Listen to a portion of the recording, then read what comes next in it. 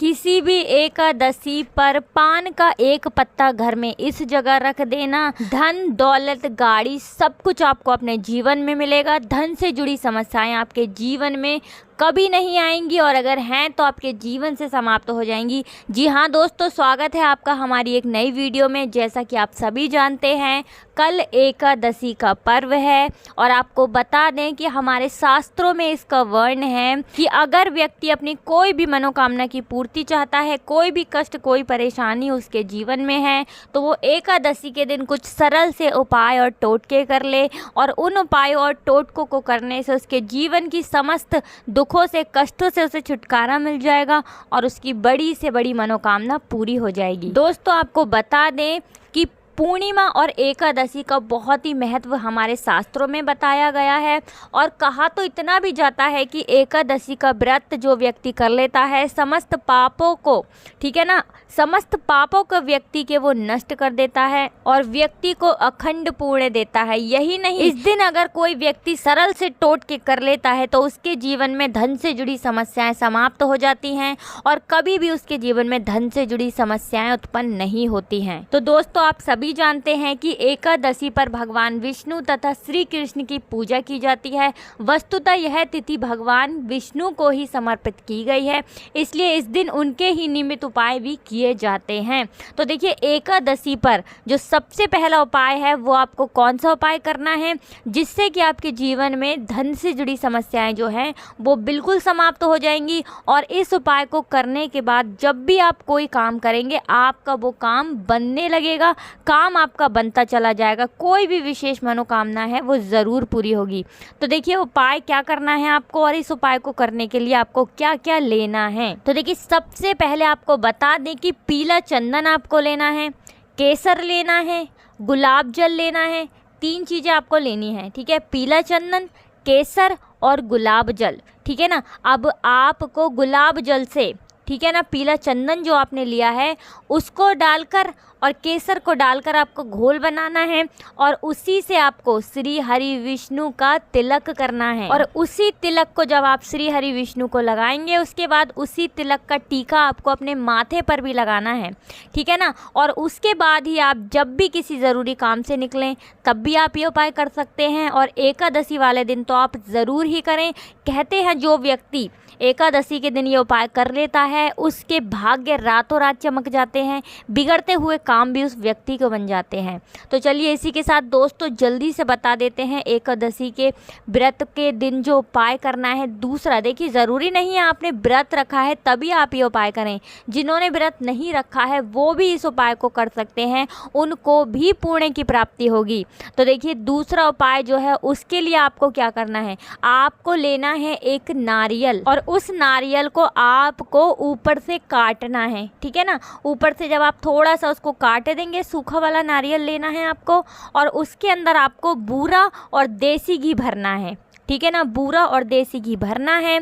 उसके बाद आपको इस नारियल को मिट्टी में दबाना है और इस तरह से दबाना है, एक स्ट्रोक उसके अंदर लगानी है कि काली चींटियाँ उस नारियल के जरिए जो उसके अंदर बूरा और देसी घी आपने भरा है उसको प्राप्त कर सकें और पेट अपना भर सकें। इस तरह से ऐसे स्थान पर आपको वो नारियल गाड़ना है। कब करना है उपाय, एकादशी के दिन करना है। जो व्यक्ति ये उपाय कर लेता है विश्वास मानिए उसके जीवन में माता लक्ष्मी कभी कोई कष्ट नहीं आने देती हैं, धन से जुड़ी समस्याएं उसके जीवन में कभी भी नहीं आती हैं। क्योंकि आपको बता दें शास्त्रों में साफ साफ लिखा है कि जैसे जैसे चींटियाँ आपने जो गोला गाढ़ा है, जैसे जैसे चींटियाँ अपना पेट भरेंगी वो बूरा खाएंगी, उसके नारियल के अंदर का वो घी खाएंगी, नारियल की मिठास खाएंगी, वैसे वैसे आपके जीवन में धन से जुड़ी समस्याएं खत्म होती चली जाएंगी, धन आपका निरंतर बढ़ता चला जाएगा। तो आप ये उपाय एकादशी के दिन करके देख लें, आपको लाभ ज़रूर होगा। तो चलिए इसी के साथ अब बता देते हैं आपको अपने घर में पान का एक पत्ता कहाँ रखना है, पान के एक पत्ते को आपको अपने घर में किस जगह रखना है, जिसके बाद इस उपाय को करने के बाद आपके जीवन में आपको इतना धन मिलेगा जितने धन की आपने कामना भी नहीं की होगी, आपने कभी सोचा भी नहीं होगा।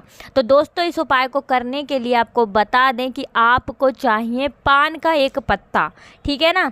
एकादशी के दिन डंठल वाले पान के पत्ते पर आपको रोली लगानी है, ठीक है ना। रोली अथवा कुमकुम से क्या करना है, आपको श्री लिखना है। जो आप पान का पत्ता लेंगे उस पर आपको रोली से या फिर कुमकुम से श्री लिखना है और उसके बाद उस पान के पत्ते को आपको श्री हरि विष्णु को अर्पित कर देना है। और उसके बाद जैसे भी आप पूजा अपने घर में करते हैं उसी तरह से आपको पूजा करनी है।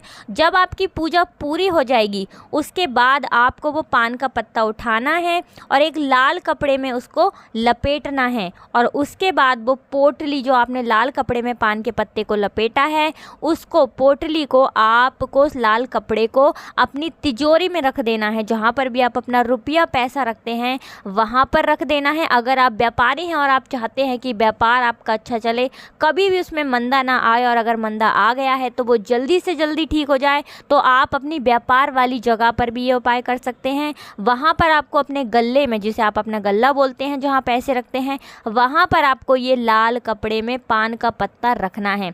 ध्यान रखिएगा कि आप जब ये उपाय करेंगे तो आपको माता लक्ष्मी श्री हरि विष्णु से प्रार्थना भी करनी है कि वो आपके जीवन के जो कष्ट हैं, जो परेशानियां हैं, उन्हें दूर कर दें और आपके घर में उनका आगमन हो। हमेशा माता लक्ष्मी श्री हरि विष्णु आपके घर में विराजमान हो, ऐसी आपको प्रार्थना करनी है।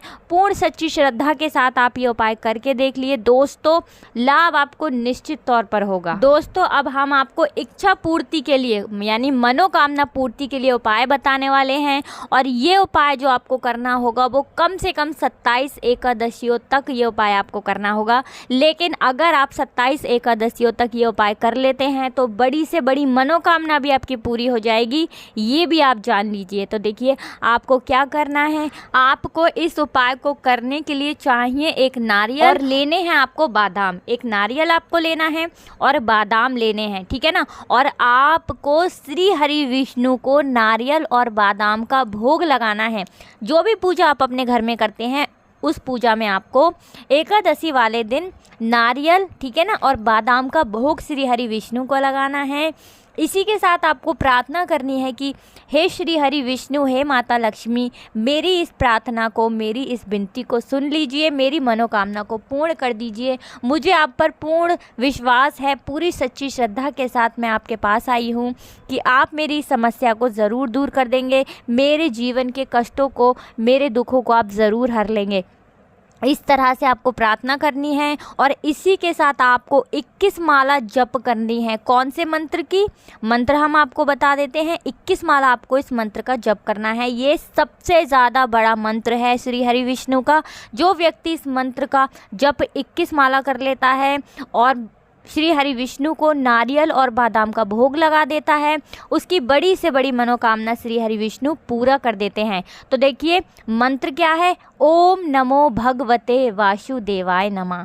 ओम नमो भगवते वासुदेवाय नमः। दोस्तों बड़ी से बड़ी मनोकामना आपकी पूरी हो जाएगी जब आप ये उपाय करेंगे। देखिए नारियल और बादाम जो आपने भोग में लगाया है श्री हरि विष्णु को, बाद में आप अपने घर के बच्चों को उसे खाने के लिए दे दें या आपके घर में जो भी लोग हैं उन्हें भी आप दे सकते हैं। तो दोस्तों एकादशी पर इन उपायों को करके आप अपने जीवन के कष्टों को, दुखों को दूर कर सकते हैं। अगर आप धन से जुड़ी समस्याओं से बहुत ज़्यादा लड़ते रहते हैं, आपके जीवन में धन से जुड़ी समस्याएं बनी रहती हैं, तो एकादशी पर ये उपाय करके देख लें। क्योंकि श्री हरि विष्णु जब किसी व्यक्ति पर अपनी कृपा बरसाते हैं, माता लक्ष्मी जब किसी पर अपनी कृपा बरसाती हैं, तो उसके जीवन में कष्ट और परेशानियां भागती हुई नजर आती हैं। ये भी आप समझ लीजिए, क्योंकि श्री हरि विष्णु और माता लक्ष्मी जिस घर में वास कर ले वहाँ पर दुख, कष्ट, तकलीफ आपको कभी नहीं मिलेगी। उस घर के लोग हमेशा आपको प्रसन्न मिलेंगे। तो अपने जीवन को प्रसन्न बनाने के लिए, अपने जीवन को खुशहाल बनाने के लिए इस एकादशी पर आप ये छोटे छोटे सरल से उपाय ज़रूर करें